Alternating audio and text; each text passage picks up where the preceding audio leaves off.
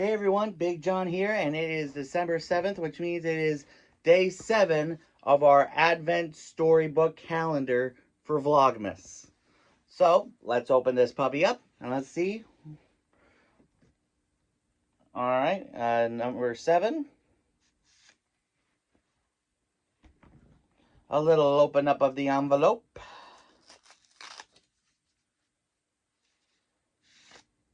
Ooh. Turning Red Panda Up. Now, just like with Onward, I have not seen Turning Red yet, so I don't know if this is this telling of the movie or telling of something that goes on after the movie or before, so let's find out together, shall we? Turning Red Panda Up. May, Miriam, Priya, and Abby, they burst through the school doors, dancing and singing. They were 4 hours away from seeing their favorite band, Four Town, in concert, and hanging out with them backstage. There was just one thing stopping them. I need to clean the family temple, said May. Your mom is making you do chores now? Asked Miriam. I thought we were past this, May. I volunteered. A clean temple means better blessings from the ancestors, and with their blessings, we'll be sure to have the night of our lives, replied May. Miriam, Priya, and Abby considered this. Okay, you talked us into it, said Miriam. How can we help? Seriously? You guys are the best, said May. Come on, let's go. In no time, they were inside May's family temple, ready to get to work. We need some cleaning music, said Abby as she fiddled with a stereo. May explained what needed to be done and then pointed to a shelf. Don't worry about dusting up there, she said. Those are my ancestors' talismans, so it's best not to go near them. She waved and added, Hello, great Auntie Panda spirits. Whoa, said Priya and Miriam, eyeing the talismans. Abby, who wasn't paying attention, finally chose a Four Town song and turned up the volume. With the music cranked up, the friends danced and sang their way through dusting, mopping, and cleaning.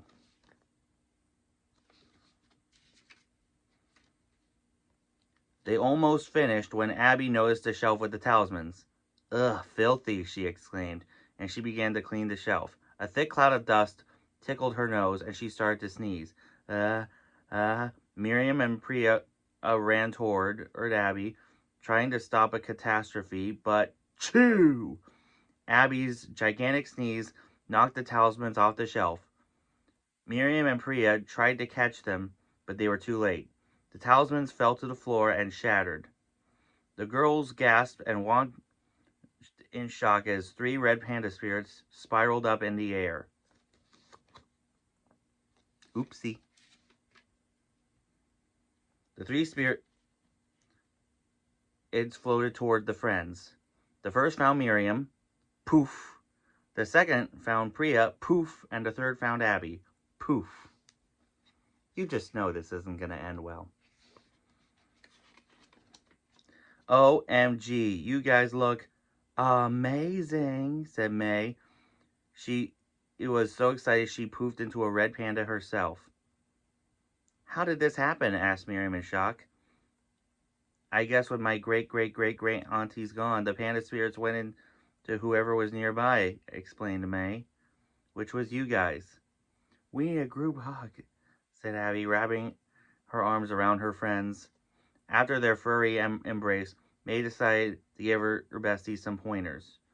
To return to your human form, you need to learn how to calm down, relax. Abby stopped her. No way, I won't repress my panda. I want to let it roar. Miriam and Priya agreed. Can't we just keep them for the night? Asked Miriam. Okay, said May, but if we're going to do this, we're going to do this right. Do you realize who we are?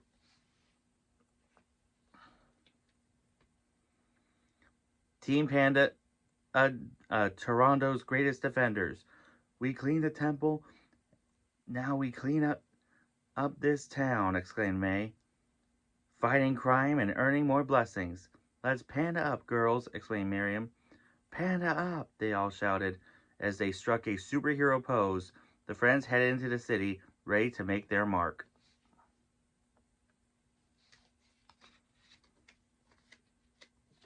It wasn't long before Miriam spotted someone in need.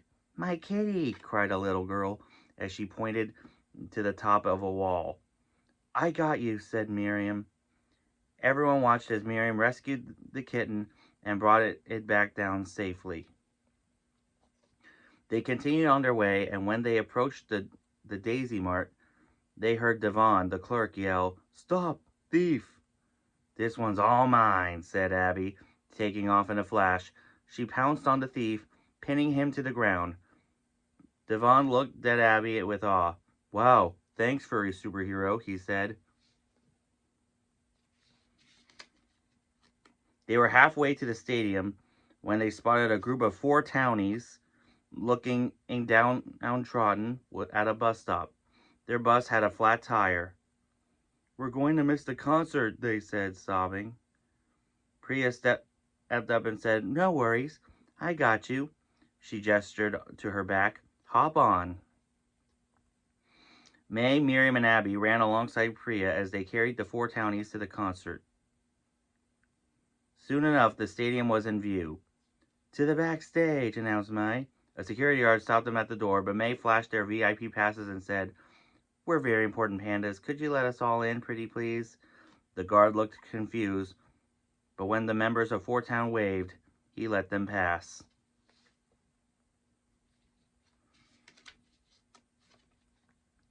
"This is really happening," said Miriam, as they entered the backstage area.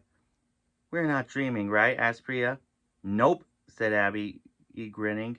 "It's real." The band members welcomed all 4 pandas and the other 4 townies into the green room, and the party began. Abby nearly pounced on Tae Young. She cuddled up next to him as she helped herself to some chips. "4 Town forever," said Priya, snapping selfies with Jessie.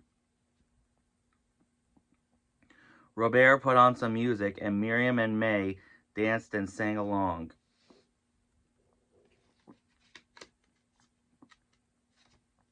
When it was time for the show, they sat in the very front row, cheering with the crowd. "4 Town, 4 Town, 4 Town." The band began to sing, and their incredible music filled the air. The panda friends wished the night would never end.